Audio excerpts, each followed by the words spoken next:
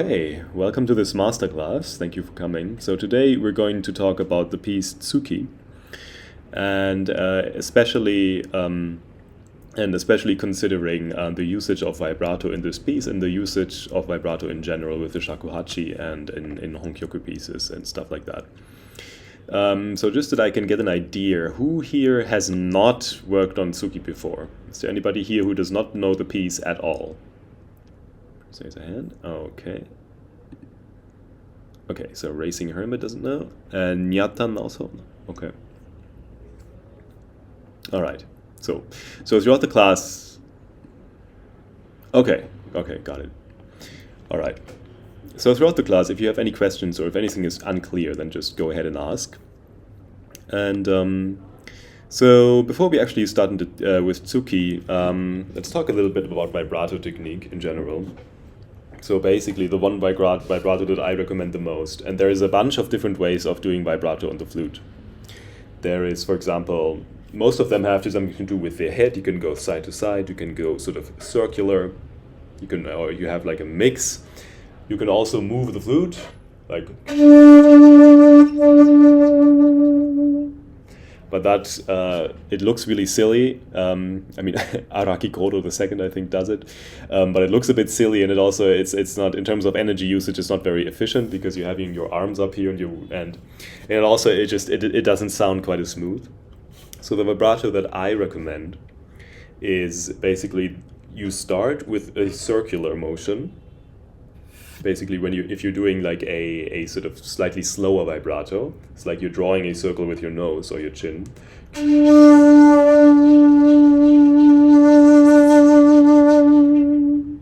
And then as you get faster, that circle becomes smaller and narrower and narrower, like it becomes like a lying oval. And then eventually it just becomes basically a back and forth, the faster you get. Because at a certain point, bringing the head up and down is always more inert and is always more exhausting and less quick. So if you want a quick vibrato, then you should just go side to side. So that's number one. And then another important thing that I usually teach people is that don't go side to side, even though some players do that. But instead of going back and forth, go to one side and come back, go to one side and come back, go to one side and come back. So it becomes less of a shaking the head back and forth and more of a twitching of the head to one side. It's like pull, release, pull, release, pull, release, pull, release, pull, release. And that basically turns two actions of going back and forth into one action and one non-action of releasing. Right? So it's almost like you're trying to turn to this side, but for some reason you're shaky and you can't quite make it. So that is the one that I would recommend, the technique that I would recommend for faster vibratos.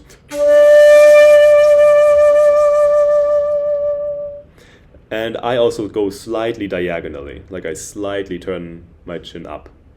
And you'll see a lot of players do that as well. But overall, like it also depends a little bit on physiology and these kinds of things. So you can just figure out whatever works best for you. So here we have the piece Tsuki. So this is from the Shoden book, as most of you will know. And it is the last piece of the Honkyoku section of the Shoden book. And this is not really a Honkyoku piece in the sense that it is a really old sort of komuso piece.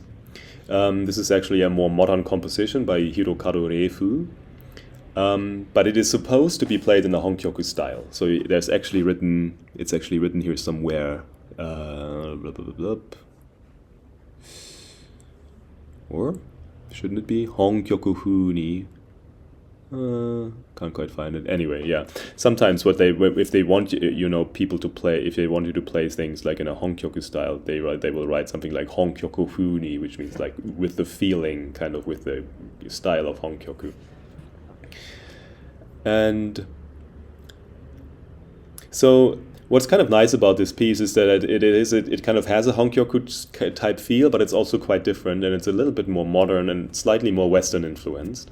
And it is a very nice contrast to the other pieces that we have, because the other pieces are more sort of meditative or mournful, as most Honkyoku pieces tend to be. Whereas this piece, I feel like, is a much more romantic in my opinion, or the way that I like to play it. And it is also more delicate. It's a little bit more feminine. It's a little bit more fleet-footed. There's a little bit more of a dancey feel to it, which makes it kind of nice. So this is kind of like the pretty sister of Hon Shirabe, if you will. So we'll just go through it basically, and as we go through it, then we'll talk a little bit about the different usages of vibrato in this piece. So starting off here in the first box, you'll see we have a tsure in kan, and typically, mostly the way that we play it and that we teach it here is that we turn this tsure into a ri tsure. So we add a bit of a sort of kinko style technique here. And the way that you do this kind of ri tsure is that you... hang on, let me just move this a little bit. And yeah, that's actually much smarter. Yeah. So the way that you do this ri tsure is like you have your normal tsu fingering, and then you open the fourth hole, and that will give you a slightly flat ri. And then what you do is you slam this finger down, that gives you the tsu, and then you go up to the re.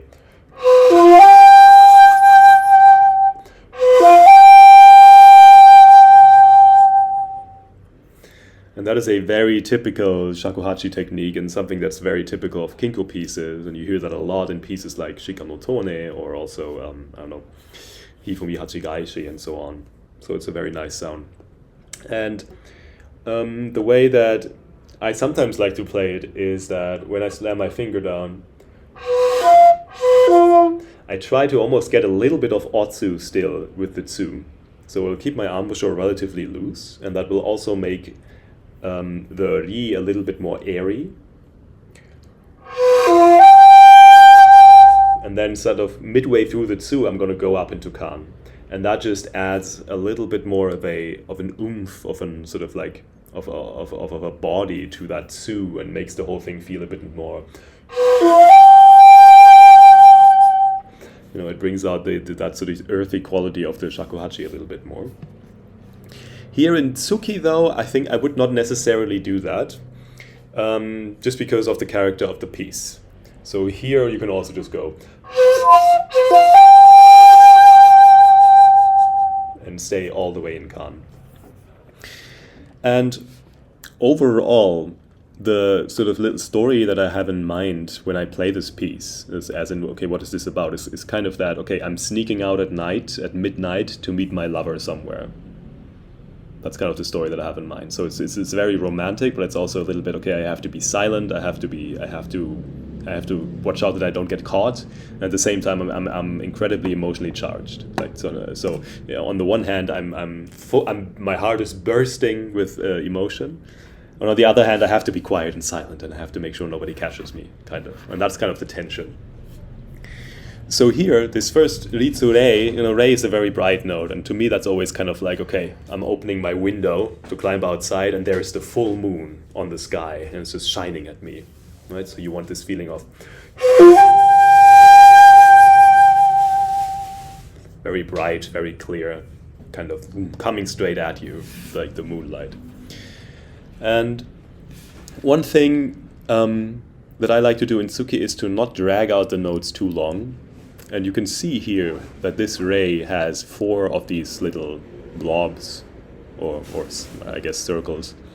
So it's supposed to be held pretty long, but I would be careful to not drag it out too much, and actually make sure that the rei is very dynamic, meaning that you do not hold it for too long at the same volume, because to me, for Tsuki, that feels that kind of stuff works better for meditative pieces like Kyore. For Tsuki, I feel like it adds a bit of a blandness that doesn't suit the piece very well.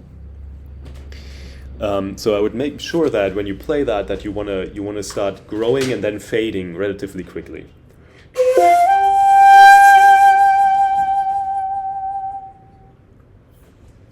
And of course, at the same time, I'm already adding vibrato here.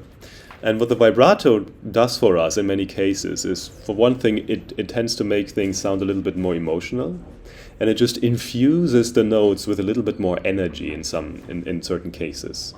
And depending on how fast your vibrato is, there's going to be a little bit more energy and less energy, and we can take advantage of these kinds of that feeling. So we have our opening Ritsure, and then, hang on, I'm realizing I'm not even sharing my screen right now, right? Sorry about that. Bloop. All right, now you should be able to see my screen. So we have our opening Ritsure right here. And the second box, then we have Reichi Reitsu.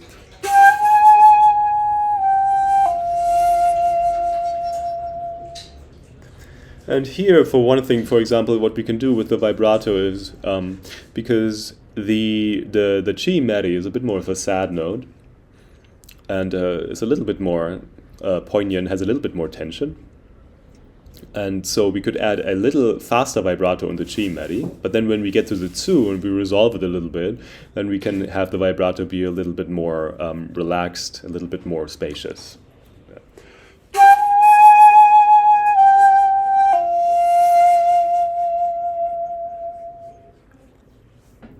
Right, so it's kind of like I'm feeling something, like there's a quick moment of tension, but then everything seems to be fine, at least for now.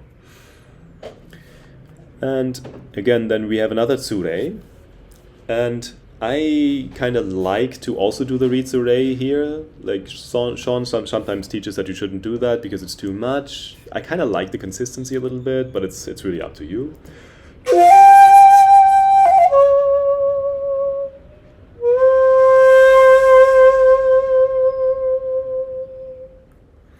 And what you can see here, and this is, I think, where the vibrato shines the most in this piece, is that we have this E meri here in this piece. And the E meri is kind of a special note here. Like some honkyuku pieces have it, but not that many. And it's a very nice, it's almost a bit like a blue note. It holds a certain tension in it. However, at the same time, E by itself, just by nature of the shakuhachi, is a more soft note. Which means that if I want to make this note stand out a little bit more, without sort of destroying the quality that it has naturally, then I can't really play it any louder, because that would take away from it. That's not where E shines. You know, you want it to be soft. And yet still, I somehow want to infuse it with a little bit more energy, because it is a note that kind of stands out in terms of pitch. So what can I do here? Well, I can use vibrato to do that, right? And I can add a very, very quick vibrato on this, and in that way I can add a feeling of, okay, like there's a charge on this note, right?